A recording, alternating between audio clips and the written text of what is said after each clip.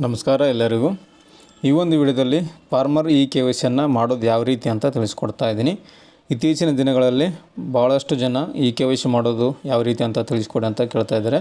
ಹಾಗೂ ಈ ಒಂದು PM ಕಿಸಾನ್ ಅಮೌಂಟು ಮತ್ತು ಇನ್ನಿತರ ಒಂದು ರೈತರ ಸಬ್ಸಿಡಿಗಳಾಗಿರ್ಬೋದು, ಇನ್ನಿತರ ಒಂದು ಸೇವೆಗಳು ಮತ್ತು ಸಹಾಯಧನನ ಪಡಿಬೇಕಂದ್ರೆ ಫಾರ್ಮರ್ ಐಡಿಗೆ ಈ ಒಂದು ಆಧಾರ್ ಕಾರ್ಡ್ ಲಿಂಕ್ ಇರಬೇಕು ಮತ್ತು KYC ಮಾಡ್ಕೋಬೇಕು ಎಲ್ಲ ರೈತರು ಅಂತ ಆದೇಶ ಆಗಿದೆ. ಸೊ ಇದನ್ನು ಈ ಒಂದು KYCಯನ್ನು ನಿಮ್ಮ ಒಂದು ಮೊಬೈಲ್ನಲ್ಲೇ ಯಾವ ರೀತಿ ಮಾಡ್ಕೊಳ್ಳೋದು ಅಂತ ತಿಳಿಸ್ಕೊಡ್ತಾ ಇದ್ದೇನೆ. ತುಂಬ ಈಸಿಯಾಗಿದೆ, ನಿಮ್ಮ ಒಂದು ಮೊಬೈಲ್ನಲ್ಲೇ ನೀವೇ ಮಾಡ್ಕೋಬೋದು. ನಾನು ಯಾವ ರೀತಿ ಹೇಳಿಕೊಡ್ತೀನಿ ಆ ರೀತಿಯಾಗಿ ನೀವು ಮೊಬೈಲ್ನಲ್ಲೇ ಮಾಡಿಕೊಂಡ್ರೆ ಯಾವುದೇ ರೀತಿ ಆನ್ಲೈನ್ ಸೆಂಟ್ರಿಗೆ ಹೋಗೋ ಅವಶ್ಯಕತೆ ಇಲ್ಲ, ನೀವೇ ಮಾಡ್ಕೋಬೋದು. ಬನ್ನಿ ಈಗ ವಿಡಿಯೋನ ಸ್ಟಾರ್ಟ್ ಮಾಡೋಣ.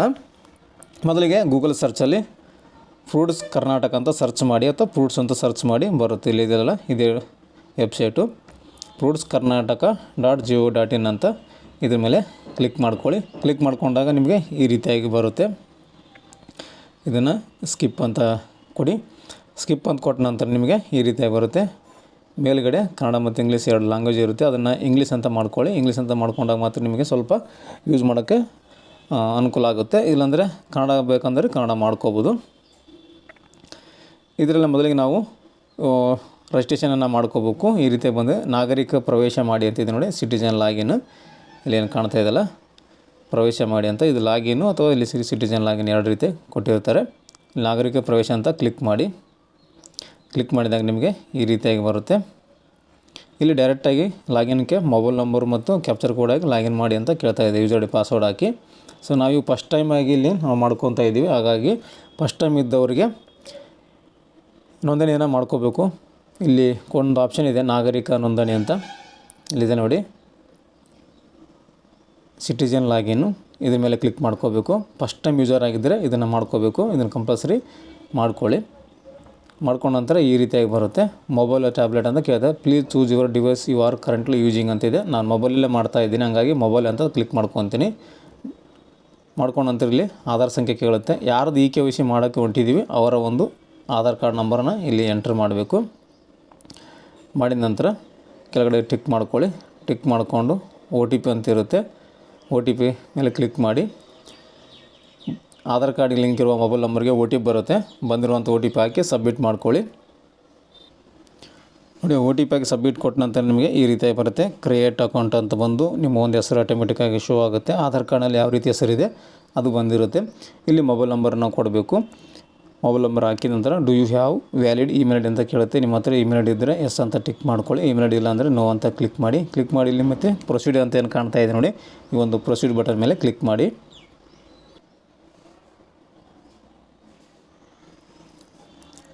ಪ್ರೊಸೀಡ್ ಅಂತ ಕೊಟ್ಟ ನಂತರ ಈ ರೀತಿಯಾಗಿ ಕೆಲವೊಬ್ಬರಿಗೆ ಬಂದಿರುತ್ತೆ ನೋಡಿ, entered Aadhaar ID already has account please check ಅಂತ ಬಂದಿದೆ. ಇವರ ಒಂದು ಆಧಾರ್ಗೆ ಈ ಒಂದು ಫ್ರೂಟ್ಸ್ ಐಡಿಯಲ್ಲಿ ಲಿಂಕ್ ಆಗಿರುತ್ತೆ, ಆಲ್ರೆಡಿ ಅಕೌಂಟ್ ಇರುತ್ತೆ ಇವ್ರದ್ದು ಫ್ರೂಟ್ಸ್ ಅಕೌಂಟಲ್ಲಿ. ಹಾಗಾಗಿ ಆಲ್ರೆಡಿ ಅಕೌಂಟ್ ಇದೆ ಅಂತ ಕೇಳ್ತಾ ಇದೆ. ಇಂಥವರು ಡೈರೆಕ್ಟಾಗಿ ಲಾಗಿನನ್ನು ಮಾಡ್ಕೋಬೇಕು. ಅಲ್ಲಿ ಪಾಸ್ವರ್ಡ್ ಕೇಳಿದ್ರೆ ಪಾಸ್ವರ್ಡ್ ಗೊತ್ತಿಲ್ಲ ಅಂದರೆ ಒಂದು ಪಾಸ್ವರ್ಡ್ ಮಾಡಿ ರೀಸೆಟನ್ನು ಮಾಡ್ಕೋಬೇಕು. ಈಗ ಈ ರೀತಿ ನೀವು ರಿಜಿಸ್ಟ್ರೇಷನನ್ನು ಮಾಡ್ಕೊಳ್ಳಿ. ರಿಜಿಸ್ಟ್ರೇಷನ್ ಆದ ನಂತರ ನಿಮಗೆ ಮೊಬೈಲ್ಗೆ ಮೆಸೇಜ್ ಬರುತ್ತೆ, ಫ್ರೂಟ್ಸ್ ಐಡಿ ಮತ್ತು ಪಾಸ್ವರ್ಡ್ ಬಂದಿರುತ್ತೆ. ಆ ಪಾಸ್ವರ್ಡನ್ನು ಹಾಕಿ ನೀವು ಲಾಗಿನನ್ನು ಮಾಡ್ಕೋಬೇಕು. ಈಗ ನಾನು ಲಾಗಿನನ್ನು ಮಾಡ್ಕೊತಾ ಇದ್ದೀನಿ. ಲಾಗಿನ್ ಪೇಜಿಗೆ ಬಂದು mobile number, password, captcha code ಹಾಕಿ ನಾನು ಲಾಗಿನನ್ನು ಮಾಡ್ತಾಯಿದ್ದೀನಿ. ಸರ್ವರ್ ಎರರ್ ಬರ್ತಾ ಇದೆ, ಇನ್ನೊಮ್ಮೆ ಟ್ರೈ ಮಾಡೋಣ. ಯಾಕಂದರೆ ಲಾಸ್ಟ್ ಡೇಟು 25ಕ್ಕೆ ಒಂದು KYC ಅಂತ ಹೇಳ್ತಾ ಇದ್ದರು. ಹಾಗಾಗಿ ಭಾಳಷ್ಟು ಜನ ಟ್ರೈ ಮಾಡ್ತಾ ಇದ್ದಾರೆ ಕರ್ನಾಟಕದಲ್ಲಿ. ಸೊ ಟ್ರೈ ಮಾಡಿ, ಬರುತ್ತೆ. ಸರ್ವರ್ ತುಂಬ ಬ್ಯುಸಿ ಇದೆ ನೋಡಿ. ಲಾಗಿನ್ ಅಂತ ಕೊಟ್ಟ ನಂತರ ನಿಮ್ಮ ಒಂದು ಮೊಬೈಲ್ ನಂಬರ್ಗೆ OTP ಬರುತ್ತೆ. ಅಂದರೆ ಫ್ರೂಟ್ಸ್ ಐಡಿಯಲ್ಲಿ ಯಾವ ನಂಬರ್ ಕೊಟ್ಟಿರ್ತಾರೆ ಆ ನಂಬರ್ಗೆ OTP ಬರುತ್ತೆ. ಬಂದಿರುವಂಥ OTPಯನ್ನು ಇಲ್ಲಿ ಹಾಕಿಸಿ ಕಾಣ್ತಾ ಇರುವಂಥ ಕ್ಯಾಪ್ಚರ್ ಕೋಡನ್ನು ಇಲ್ಲಿ ಹಾಕಿ ಸಬ್ಮಿಟ್ ಅಂತಿದೆ ನೋಡಿ, ಇದ್ರ ಮೇಲೆ ಕ್ಲಿಕ್ ಮಾಡ್ಕೊಳ್ಳಿ. ಲಾಗಿನ್ ಆಗುತ್ತೆ ನೋಡಿ. ಇವಾಗ ಲಾಗಿನ್ ಆಗಿದೆ.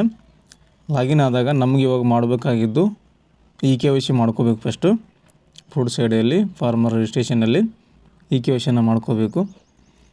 ಇಲ್ಲಿ ನಿಮಗೆ ಮಾಡಿಫಿಕೇಷನ್ ಅಂತ ಒಂದು ಆಪ್ಷನ್ ತೋರಿಸ್ತಾ ಇದೆ ನೋಡಿ, ಮೇಲ್ಗಡೆ ನಿಮಗೆ ಮಾಡಿಫಿಕೇಷನ್ ಅಂತ ಬರುತ್ತೆ. ಅದನ್ನು ಕ್ಲಿಕ್ ಮಾಡಿಕೊಂಡ್ರೆ ನಿಮಗೆ ಹಲವಾರು ಆಪ್ಷನ್ ಬರ್ತವೆ. ಇದರಲ್ಲಿ KYC ಅಂತ ಇರುತ್ತೆ ಒಂದು ಆಪ್ಷನ್ ನೋಡಿ, ತೋರಿಸ್ತಾ ಇದೆಯಲ್ಲ ಕೆಳಗಡೆ KYC ಅಂತಿದೆ ನೋಡಿ. ಇಲ್ಲಿ ಹಲವಾರು ಇದ್ದಾವೆ, ನಿಮ್ಗೆ ಯಾವುದು ಬೇಕೋ ಅದನ್ನು ನೀವು ಇಲ್ಲಿ ಮಾಡ್ಕೋಬೋದು. Land type, bank account, caste, photo, gender, name as per Aadhaar card, physical handicapped, address, date of birth, identified name, update Kannada name, ಎಲ್ಲ ಥರದ ನಿಮಗೆ ತಿದ್ದುಪಡಿ ಮಾಡ್ಕೋಕ್ಕೆ ಅವಕಾಶ ಇದೆ. ಸೊ ನಾವಿವಾಗ KYC ಮಾಡ್ಕೋಬೇಕು. ಹಾಗಾಗಿ ಈ ಒಂದು KYC ಇದ್ರ ಮೇಲೆ ಕ್ಲಿಕ್ ಮಾಡ್ಕೊಳ್ಳಿ.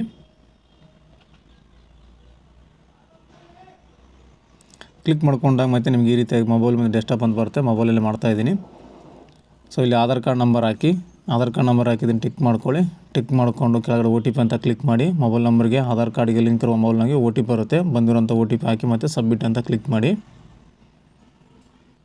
ನೋಡಿ, ನಾನು ಬಂದಿರೋಂಥ OTP ಹಾಕಿ ಸಬ್ಮಿಟ್ ಮಾಡಿದೆ. ಸಬ್ಮಿಟ್ ಮಾಡಿದ ನಂತರ ಈ ರೀತಿಯಾಗಿ ಅಪ್ಡೇಟ್ ಆಧಾರ್ KYC ಡೀಟೇಲ್ಸು ಮತ್ತು ಇಲ್ಲಿ successfully updated KYC details of farmer ಅಂತ ಬಂದಿದೆ.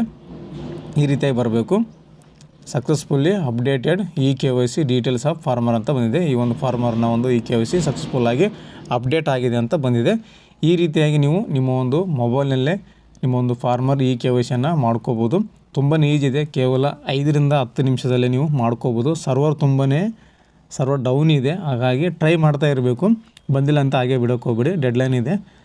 ಸೊ ಲಾಸ್ಟ್ ಡೇಟ್ ಅಂತ ಏನು ಕೊಟ್ಟಿಲ್ಲ. ಸೊ ನಿನ್ನೆ ಅಂತ ಹೇಳ್ತಾ ಇದ್ದರು 25ನೇ ತಾರೀಕು. ಬಟ್ ಅದು 25 ತಾರೀಕು ಅಷ್ಟು ಸರ್ಕಾರಗಳಿಂದ ಆದೇಶ ಇಲ್ಲ, ಸ್ಪಷ್ಟವಾಗಿ ಹೇಳ್ತಾ ಇದ್ದಾರೆ ಜನ. ಬಟ್ ಮಾಡ್ಕೊಳ್ಳಿ, ಬರುತ್ತೆ. ನಿಮ್ಮ ಕೈಲಿ ಆಗಿಲ್ಲ ಅಂದರೆ ಸೊ ಹತ್ತಿರದ ಒಂದು ಗ್ರಾಮವನ್ನು ಅಥವಾ ಕರ್ನಾಟಕವನ್ನು ಅಥವಾ ಆನ್ಲೈನ್ ಸೆಂಟರ್ CS ಸೆಂಟ್ರಿಗೆ ಹೋಗಿ ನೀವು ಈ ಒಂದು KYC ಮಾಡ್ಕೊಳ್ಳಿ. ತುಂಬಾ ಈಜಿ ಇದೆ. ಈ ಒಂದು ವಿಡಿಯೋ ಯಾರ್ಯಾರು ನೋಡ್ತಾ ಇದ್ದೀರಾ ಅಂಥವ್ರು ನಿಮ್ಮ ಒಂದು ಮೊಬೈಲಲ್ಲೇ ಮಾಡ್ಕೋಬೋದು. ಯಾವುದೇ ರೀತಿ ಆನ್ಲೈನ್ ಸೆಂಟ್ರ್ ಹೋಗೋ ಅವಶ್ಯಕತೆಯೇ ಇಲ್ಲ. ಏನೇ ಡೌಟ್ ಇದ್ದರೂ, ಗೊತ್ತಾಗಿಲ್ಲ ಅಂದರೆ, ಏನಾದರೂ ಪ್ರಾಬ್ಲಮ್ ಆಗ್ತಾಯಿದ್ದರೆ KYC ಮಾಡ್ಕೋಕ್ಕೆ ಕಮೆಂಟ್ ಮಾಡಿ. ಕಮೆಂಟಲ್ಲಿ ನಿಮ್ಮ ಉತ್ತರವನ್ನು ಕೊಡ್ತೀನಿ, ಹೆಲ್ಪನ್ನು ಮಾಡ್ತೀನಿ ಅಂತ ಹೇಳ್ತಾ ಇದಿಷ್ಟು ಈ ಒಂದು ಫಾರ್ಮರ್ KYC ಮಾಡ್ಕೊಳ್ಳೋದು ಯಾವ ರೀತಿ ಅಂತ ತಿಳಿಸ್ಕೊಟ್ಟಿದ್ದೇನೆ. ಈ ಒಂದು ಮಾಹಿತಿ ನಿಮಗೆ ಉಪಯುಕ್ತ ಆಗಿದೆ ಅಂತ ಅನ್ಕೊತೀನಿ ಸ್ನೇಹಿತರೆ. ನೆಕ್ಸ್ಟ್ ವಿಡಿಯೋದಲ್ಲಿ ಇದೇ ಥರ ಇನ್ನೊಂದು ಉಪಯುಕ್ತ ಮಾಹಿತಿಯೊಂದಿಗೆ ಮತ್ತೊಂದು ವಿಡಿಯೋ ನಿಮ್ಮಲ್ಲಿ ಭೇಟಿ ಆಗ್ತೀನಿ ಅಂತ ಹೇಳ್ತಾ ಥ್ಯಾಂಕ್ಸ್ ಫಾರ್ ದ ವಾಚಿಂಗ್.